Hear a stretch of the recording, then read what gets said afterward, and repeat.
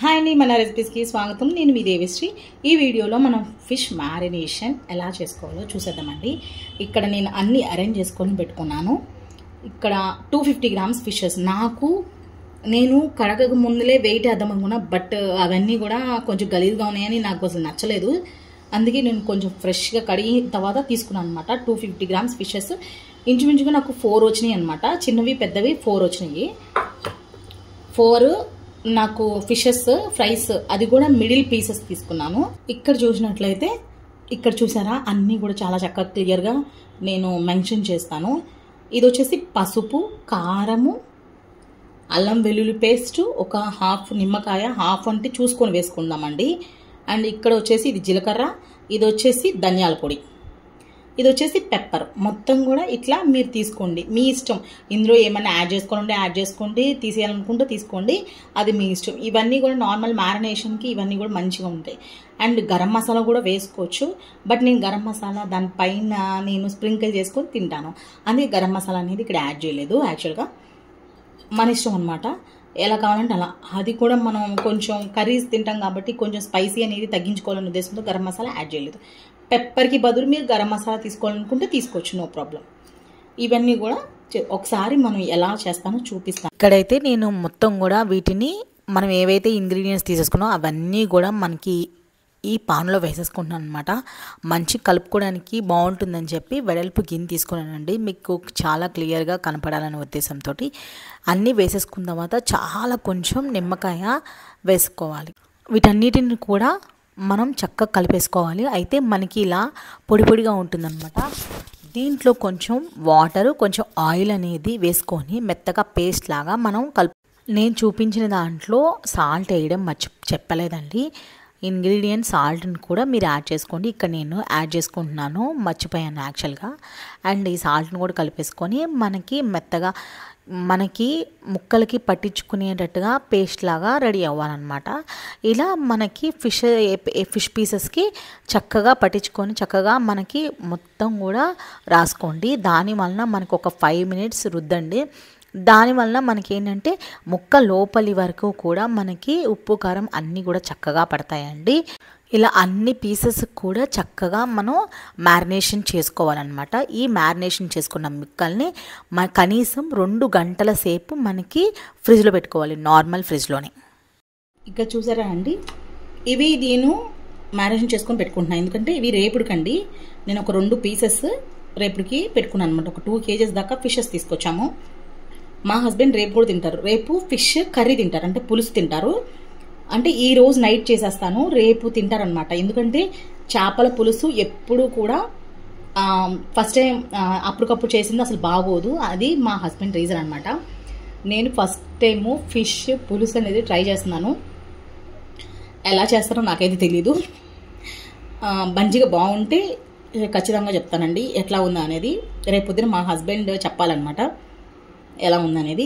ఈరోజు fish fry తింటారు plus with వంకాయ కూర. రేపేమో ఫిష్ పులుసు తింటారు. నేను ఆ టైంలో కొన్ని వెజ్ కర్రీ ఒకటి తింటాను. నేను ఈ 2 ఫిషెస్ కూడా తిందామని చెప్పి ఇలా ప్లాన్ చేసుకున్నాను. అయితే నేను ఆల్రెడీ వెయిట్ వేసేసుకున్నాను కదండి, మరి ఫిషెస్ వెయిట్ తేడా వస్తుంది కదా అని చెప్పి మీరు అనుకోవచ్చు. నేనేం చేశానంటే దీంట్లో పసుపు వేయలేదు. అప్పుడు మనకు డిఫరెన్స్ అనేది చాలా క్లియర్గా తెలిసిపోద్ది. ఇక్కడ చూసినట్లయితే మీరు ఇది దీనికి చూడండి, చాలా డిఫరెన్స్ అయితే ఉంది. ఇది పసుపు యాడ్ చేశాను కాబట్టి ఎల్లో కలర్లో వచ్చింది. ఇది పసుపు యాడ్ చేయలేదు, అందుకే మనకి ఇట్లా డిఫరెన్స్ కోసం ఇట్లా చేసేసాను అనమాట.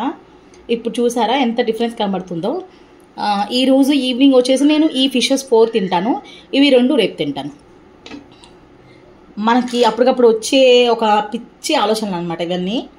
ఇప్పుడైతే నేను మార్నింగ్ చేసుకొని పెట్టుకున్న మ్యారినేషన్ ఫిషెస్ని ఇప్పుడు ఫ్రై చేసుకుంటున్నానండి.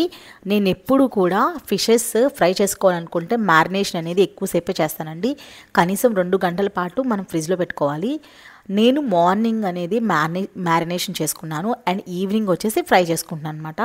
మా హస్బెండ్కి 4కి అట్లా నేను ఫ్రై చేశానమాట. సేమ్ పిల్లలకి మా హస్బెండ్కి 4కి అలా ఫ్రై చేశానమాట. అంతే అండి. ఇక్కడ చూసినట్లయితే మనకి కోకోనట్ ఆయిల్ అనేది తీసుకున్నాను ఇక్కడ నేను ఫిషెస్ ఫ్రై చేయడానికి. ఆల్రెడీ నేను ఏదైతే వంకాయ కర్రీ చేశానో దాంట్లోనే నేను ఆయిల్ వేసాను, అందుకే ఇట్లా ఉంది. మీరు ఏదో అనుకోకండి, ఇప్పుడే జస్ట్ నౌ నేను వంకాయ కర్రీ చేశాను కదా, అందుకే పాన్ అనేది అలా ఉంది. ఏం లేదు, మంచిదే. ఇక్కడ చూసినట్లయితే మనం ఏవైతే ఫిషెస్ ఉన్నాయో 4 ఫిషెస్ తీసుకున్నాం కదా ఈరోజుకి, ఆ 4 ఫిషెస్ అవి నేను ఫ్రై చేసుకుంటున్నాను. రేపుడికి 2 ఉంచుకున్నాను కదా, అవి పక్కన పెట్టేస్తాను. ఇలా ఫిషెస్ని నేను ఫ్రై చేసుకుంటున్నా. ఈ ఫిష్ అయితే టేస్ట్ అయితే సూపర్ ఉందండి. రవ్వ చేప అనమాట. బొచ్చు చేపలు ఉంటాయి కదా, దానికన్నా టేస్ట్ చాలా బాగుంటుందని తీసుకునే అతను చెప్పాడనమాట. ఎవరి దగ్గరే కొనుక్కున్నామో వాళ్ళు చెప్పారు దానికన్నా ఇదే బాగుంటుందని చెప్పి. నిజమేనండి, అతను చెప్పింది సూపర్ ఉంది టేస్ట్ అయితే. అండ్ ఫిష్ పులుసు ఉంటుంది కదా, అది కూడా చాలా బాగా వచ్చింది. నేను ఫస్ట్ టైం చేసినా సరే చాలా బాగా చేసామని చెప్పి మా హస్బెండ్ అన్నారు. అండ్ ఫిష్ ఫ్రైకి వచ్చేటప్పటికి ఇంకా అల్టిమేట్ అనమాట. మా పిల్లలు అయితే నేను ఫిష్ పులుసుకి జస్ట్ 4 ముక్కలు మాత్రమే తీసుకున్నాను. అండ్ ఇంకొకటి ఏంటంటే మా హస్బెండ్ తలకాయ తినరు, నేను కూడా తినను.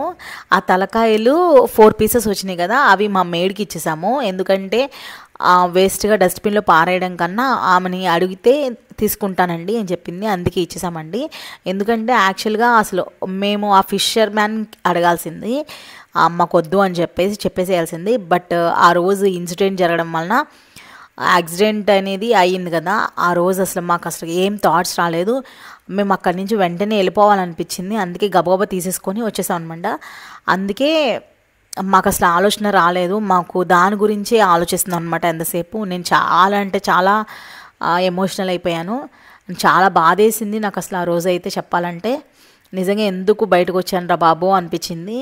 అది కూడా చిన్నపిల్లల్ని తీసుకొని వచ్చాను కదండి. పిల్లలు మనం ఏదొద్దు అంటే అదే చేస్తారు కదా. అప్పుడే ట్రాఫిక్ పోలీసులు వచ్చారు, అంబులెన్స్ కూడా మేము బయటకు వెళ్ళేటప్పుడు అంబులెన్స్ కూడా వచ్చిందనమాట.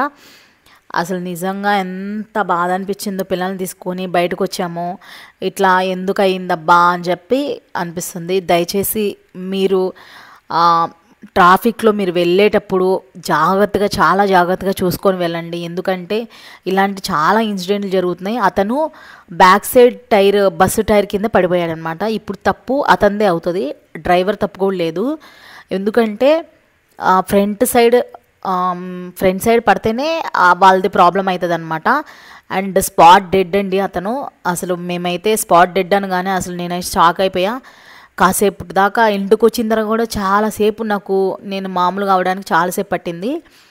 ఎందుకంటే నాకు యాక్సిడెంట్ ఎక్కడన్నా అయ్యిందని తెలిస్తే అంబులెన్స్ వచ్చినా సరే నాకు ఒక టెన్షన్ వచ్చేస్తుంది. ఎందుకంటే నేను 7th క్లాస్లో ఉన్నప్పుడు నాకు యాక్సిడెంట్ అయింది. దాంతో నేను 2 ఇయర్స్ అంటే రోడ్ దాటేటప్పుడు నాకు యాక్సిడెంట్ అయింది. 2 ఇయర్స్ నేను రోడ్ దాటడమే మానేశాను అనమాట.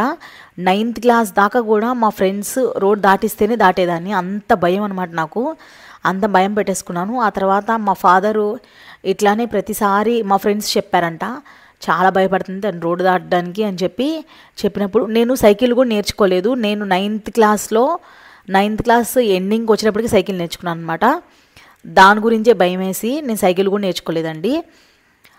ఆ తర్వాత మా ఫాదర్ ఒక డాక్టర్ దగ్గరికి తీసుకెళ్తే ఇలా 2 ఇయర్స్ అవుతుంది యాక్సిడెంట్ అయ్యి, ఇంకా దాని నుంచి బయటికి రావట్లేదంటే మా ఫాదర్కి చెప్పారంట డాక్టర్, మీరే బుజ్జగించో లేకపోతే ఓవర్కమ్ చేయించాలి, ఆ ఇన్సిడెంట్ని మీ అమ్మాయి మర్చిపోవాలి. ఎక్కడ యాక్సిడెంట్ అయినా సరే డాక్టర్ నాతో మాట్లాడారనమాట, ఎక్కడ యాక్సిడెంట్ అయినా సరే నాకు టెన్షన్గా అనిపిస్తుంది, అంబులెన్స్ వెళ్ళినా సరే అండ్ రోడ్ దాటేటప్పుడు అయినా సరే చాలా టెన్స్గా ఫీల్ అవుతానమాట. అది ఎందుకు నాకు వచ్చింది అంటే ఆ టైంలో నేను చాలా అంటే చాలా ఓవర్ థింకింగ్ చేశానని చెప్పి డాక్టర్ చెప్పారనమాట. అట్లా చేయడం మానేసి ఇప్పుడు మొత్తం అంతా సెట్ అయిపోయింది కదా, ఏం ఉండదు నీకు, అది జస్ట్ యాక్సిడెంటల్, అది మర్చిపోవాలి నువ్వు అని చెప్పారనమాట. ఏ విషయం కూడా మనం ఓవర్ థింకింగ్ చేస్తే అది మన ప్రాణాలకి ముప్పండి. అందుకే అది ఉండకూడదు, బ్రెయిన్లో ఎప్పటికప్పుడు డిలీట్ చేసేయాలి. దేవుడు మనకిచ్చిన గొప్ప వరం ఏంటంటే మర్చిపోవడం అనమాట. అందుకే ప్రతిదీ కూడా మనం మర్చిపోవాలి అని అందరూ అంటారనమాట. అందుకే ఓవర్ థింక్ చేస్తే మనకి అది వేరే వాటికి దారితీస్తుంది. అందుకే మీరు ఎవ్వరు కూడా రోడ్డు మీద వెళ్ళేటప్పుడు చాలా జాగ్రత్తగా చూసుకొని వెళ్ళండి ప్లీజ్. అటు ఇటు ఫ్లిప్ చేస్తూ చక్కగా మనకి ఫ్రై చేసుకోండి. చాలా బాగుంది, టేస్ట్ అయితే సూపర్ ఉంది. ఖచ్చితంగా ట్రై చేయండి. చాలా ఈజీ మెథడ్ అనమాట. అండ్ మ్యారినేషన్ మనం దాంట్లోనే ఉంటుందండి. మ్యారినేషన్లో మనం అన్నీ పర్ఫెక్ట్గా వస్తే టేస్టీగా ఉంటుంది, సూపర్గా ఉంటుంది. ట్రై చేయండి. చిన్న పిల్లలు కూడా చక్కగా తింటారు. ఖచ్చితంగా ట్రై చేసి కామెంట్ చేయండి ఎలా ఉందో. బాయ్.